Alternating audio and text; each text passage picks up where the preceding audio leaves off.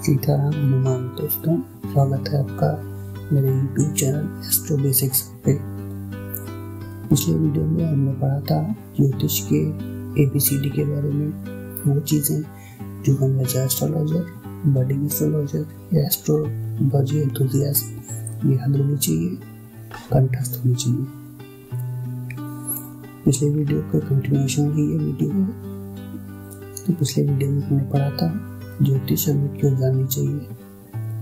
ज्योतिष हमें खुद के बारे में बताता है, हमारी लाइफ के पर्पस के बारे में बताता है, हम अपनी लाइफ को प्लान कर सकते हैं ज्योतिष को समझ के। यह हमें सुपरस्टिशन से बचाता है।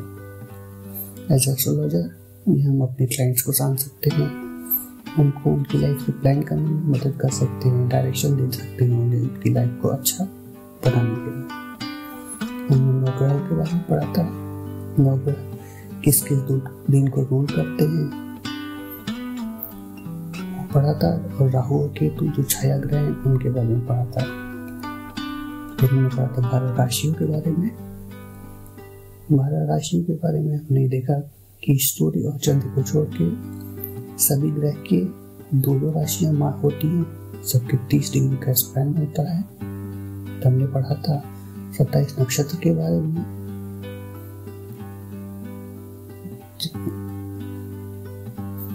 हर नक्षत्र का लॉर्ड अपना लॉर्ड होता है। हर नक्षत्र एक पर्टिकुलर राशि में जुड़ा होता है। जैसे मेष राशि में हरदम अश्विनी, भरणी और कृतिका नक्षत्र जुड़े होंगे। मेष राशि जहाँ पे भी हॉरोस्कोप में होगी वहाँ पे अश्विनी, भरणी और कृतिका नक्षत्र होंगे। प्लैनेट मूव करते रहेंगे, राशियां अपने नक्षत्रों के साथ एक जगह फिक्स रहती है। वैसे ही हमने 27 नक्षत्रों के बारे में पढ़ा। फिर हमने ध्यान में पढ़ा कि हर नक्षत्र का 13 डिग्री 20 मिनट का स्पैन होता है, राशियों का 30 डिग्री का स्पैन होता है। नक्षत्र और राशि फिक्स होते हैं, प्लैनेट्स मूव करते हैं। That's why when we talk about a degree in horoscope, it refers to a specific point within a zodiac. जब हम किसी भी नक्षत्र के बारे में बात करते हैं तो उस नक्षत्र के स्टार्टिंग पॉइंट को 0 लेके चलते हैं। हमने पिछले वीडियो में पढ़ा था, आगे पढ़ा था हमने हॉरोस्कोप के बारे में। नॉर्थ इंडियन साउथ स्टाइल के 2 हॉरोस्कोप होते हैं जनरली। नॉर्थ इंडियन स्टाइल में हाउसेस फिक्स होती हैं, राशियां मूव करती हैं anti clockwise. South Indian style में राशियां फिक्स होती हैं, हाउस मूव करते हैं क्लॉकवाइज। जो वाला हमने अभी लिखा है हॉरोस्कोप के बारे में हमने पढ़ा था। ये जनरल एक फॉर्मेट है नॉर्थ इंडियन स्टाइल का हॉरोस्कोप का, जिसमें पहला हाउस लग्न का होता है, एंटी क्लॉकवाइज हाउसेस मूव करते हैं। फिर हमने पढ़ा था प्लैनेट्स कब कब खुश रहते हैं, अच्छे रिजल्ट देते हैं, और कब वो नहीं देते हैं कुछ, उनके रिजल्ट्स अच्छे नहीं होते हैं। आपके सामने है कब एग्जॉल्टेड होता है, उच्च का होता है, मूल त्रिकोण में होता है तो अच्छा होता है, अपने राशि में अपने घर पे होता है तो अच्छा होता है। अगर प्लैनेट नीच का है तो वो उतने अच्छे रिजल्ट्स नहीं देता है। हमने रिलेशनशिप प्लैनेट्स के बारे में देखा था, कौन कौन से प्लैनेट्स किस किस प्लैनेट्स के साथ अच्छे रिलेशन रखते हैं, किन के साथ एनिमिटी होती है, किन के साथ न्यूट्रल होते हैं। आज हम पढ़ेंगे दृष्टि के बारे में। कोई भी प्लैनेट हॉरोस्कोप में 7th एस्पेक्ट रखता है। 9 के 9 प्लैनेट्स की 7th दृष्टि होती है।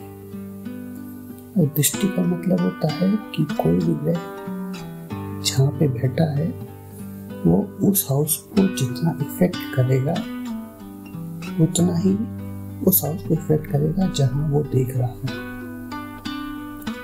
जैसे कि अगर सूर्य यहाँ बैठा हुआ है तो उसका 7th एस्पेक्ट यहाँ पड़ेगा, और जितना वो इस ग्रह को हाउस को इफेक्ट करेगा उतना ही इस हाउस को इफेक्ट करेगा। 7th एस्पेक्ट जनरल है, वो सारे के सारे प्लैनेट्स के पास होता है ये दृष्टि। कुछ स्पेशल एस्पेक्ट्स होते हैं, जैसे कि मार्स के पास 4th और 8th, जुपिटर के पास 5th और 9th, सैटर्न के पास 3rd और 10th।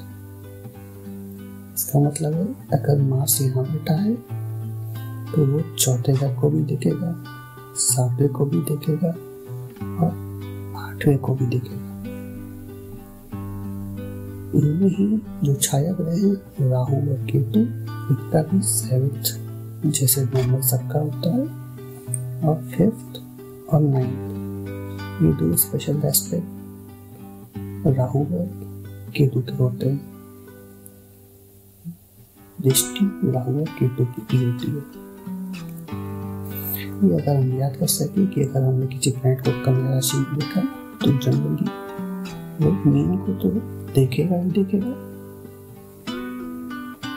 लेकिन मार्स जुपिटर सैटर्न है तो वो करस्पॉन्डिंग राशियों को भी देखेंगे।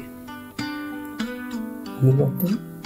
ये आपके पास लिस्ट है जिसमें अगर मार्स तुला राशि में बैठा हुआ है तो वो मेष को देख रहा है एज पर 7th एस्पेक्ट, मकर को देखेगा 4th पे, वृषभ को देखेगा 8th पे।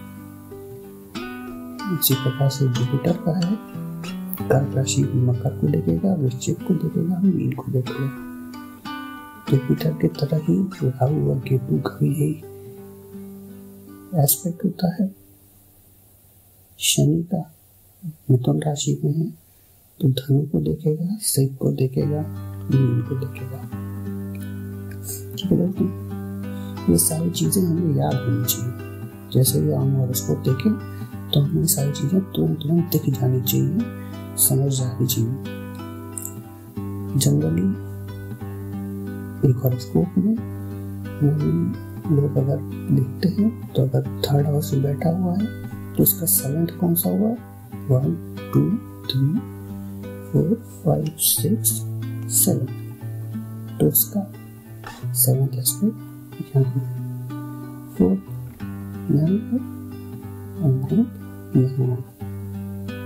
लाइक यहाँ बैठेगा तो 7th यहाँ है, 4th यहाँ है, 9th यहाँ है। नंबर से भी हम याद कर सकते हैं और राशियों के हिसाब से भी याद कर सकते हैं। चलिए आज एक छोटा सा एक्सरसाइज करते हैं। इस एक्सरसाइज में हमें ये आपके सामने स्क्रीन पे एक क्वेश्चन लिखा हुआ है कि हमें इस प्रकार से एक हॉरोस्कोप प्रिपेयर करना है। अब हॉरोस्कोप प्रिपेयर करने के लिए हमें क्या क्या चीजें याद होनी चाहिए। सबसे पहली चीज हमें यह याद होनी चाहिए, जैसा कि हमने पिछले एपिसोड में भी लिखा था, लिखा हुआ है एसेंडेंट लग्न कन्या राशि, सूर्य है मकर राशि में, चंद्र मेष में है, मार्स वृश्चिक में है। ये सारी चीजें लिखी हुई हैं, लेकिन हमारा सबसे इम्पोर्टेंट सबसे जरूरी चीज है एसेंडेंट लग्न कन्या राशि। तो अगर हम देखेंगे तो लग्न कौन सा हमारा 1st हाउस है, ठीक है। तो 1st हाउस में हम क्या लिखेंगे, एसेंडेंट। जनरली आप देखेंगे किसी भी फैमिली में यहाँ एसेंडेंट लिखा होता है। कन्या राशि लिखी हुई है तो कन्या राशि का मतलब 6ठी राशि।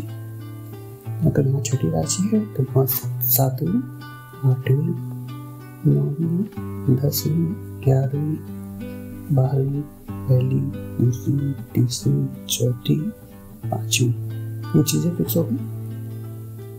ऐसे हम एंटी क्लॉकवाइज चल रहे हैं, एंटी क्लॉकवाइज राशि मूव हो रही है। लिखा हुआ था एसेंडेंट कन्या लग्न हाउस, ठीक है। तो ये फिक्स हो गया। इसके हिसाब से हमने इसको मूव करके एक बेसिक बना लिया किस किस हाउस में कौन कौन सी राशि बैठी हुई है। अब इसी के अकॉर्डिंग हम देखते जाएंगे और अब इसको बना सकते हैं। सूर्य मकर में है 15 डिग्री, तो मकर पर हुआ आपका 10वां। तो अगर यहाँ पे 6 7 8 9 10 तो यहाँ पे सन होगा 15 डिग्री पे, ठीक है। समझ गए होंगे यहाँ तक आप। इसी प्रकार से आप इस पूरे को चार्ट को अपने आप से बनाइएगा और एक प्रैक्टिस करिएगा नॉर्मल कुंडली बनाने की। ये कहीं काम नहीं आता इन जनरल, बट अगर आपको ये याद रहेगा तो ये आपके बेनिफिट के लिए। ठीक है दोस्तों, तो पिछली वीडियो और इस वीडियो को मिला के हमने क्या क्या पढ़ा। हमने पढ़ा प्लैनेट्स के बारे में, कौन कौन से दिन वो रूल करते हैं, 12 राशियों के बारे में, उनके लॉर्ड्स, वो कौन का क्या स्पैन होता है, 27 नक्षत्रों के बारे में, उनके लॉर्ड्स, उनकी प्लेसमेंट, वो राशि में कहाँ कहाँ होते हैं, का स्पैन, प्लैनेट कब उच्च का होता है, एक्सॉल्टेड होता है, कब नीच का या डेबिलिटेड होता है, उनकी मूल त्रिकोण राशि कौन सी होती है, प्लैनेट्स के रिलेशनशिप्स क्या होते हैं, उनकी दृष्टियाँ क्या होती है। ये सारी चीजें हमें याद होनी चाहिए। जनरली हॉरोस्कोप के बेसिक 3 ही चीज होती है कि कोई भी प्लैनेट कहाँ है और कैसा है। कहाँ है मतलब किस राशि में है, किस नक्षत्र में है। कैसा है मतलब एक्सॉल्टेड है, उच्च का है, डेबिलिटेड है, नीच का है, मूल त्रिकोण में है, मतलब खुश है या खुश नहीं है। ठीक है, फिर कहाँ देख रहा है, उसका एस्पेक्ट क्या है। जितना वो जहाँ पे पोजीशन है इफेक्ट करेगा, उतना ही जहाँ वो दृष्टि रखता है उतना इफेक्ट करेगा। तो कहाँ है, कहाँ देख रहा है, और तीसरा आता है किसके साथ है। किसके साथ से का मतलब होता है कोई भी प्लेनेट किसी भी हाउस में अगर किसी दूसरे ग्रह के साथ है, जैसे सन मार्स के साथ है, तो इनका उस हाउस पे क्या इफेक्ट पड़ेगा, इसके बारे में इन डिटेल हम आगे पढ़ेंगे जब हम डीप में जाएंगे कॉन्सेप्ट को समझेंगे। आज इस वीडियो में यहाँ तक हमें यही समझना है कि हमें क्या क्या चीजें याद होनी चाहिए। प्लैनेट्स, उनके नाम, 12 राशियां सीक्वेंस में होती हैं, ये ध्यान देने वाली बात है। 27 नक्षत्र, उनका एक्सॉल्शन कब होता है, उसके कहाँ होते हैं, नीचे कहाँ होते हैं, उनकी मूल त्रिकोण राशि कौन सी होती है, क्या रिलेशनशिप रखते हैं, उनकी क्या दृष्टियाँ। दोस्तों ये सारी चीजें हमें कंठस्थ होनी चाहिए। बाकी कॉन्सेप्ट वाइज इन डिटेल अगले वीडियो से हम शुरू करेंगे। प्लैनेट्स के बारे में पहले पढ़ेंगे, फिर हम पढ़ेंगे राशियों के बारे में, उनकी क्या क्या कैरेक्टरिस्टिक्स होती हैं, उनके क्या ट्रेट्स होते हैं। जैसे प्लैनेट्स आपके हॉरोस्कोप में क्या क्या इफेक्ट लाते हैं। उच्च का प्लैनेट होगा तो क्या लाएगा, नीच का होगा तो क्या लाएगा, जब कंजंक्शन में होगा तो कैसा इफेक्ट देगा। ये सारी चीजें अगले वीडियो में पढ़ेंगे। दोस्तों अगर आपको ये वीडियो पसंद आई होगी तो इसे लाइक करिएगा, सब्सक्राइब करिएगा और शेयर करिएगा। धन्यवाद।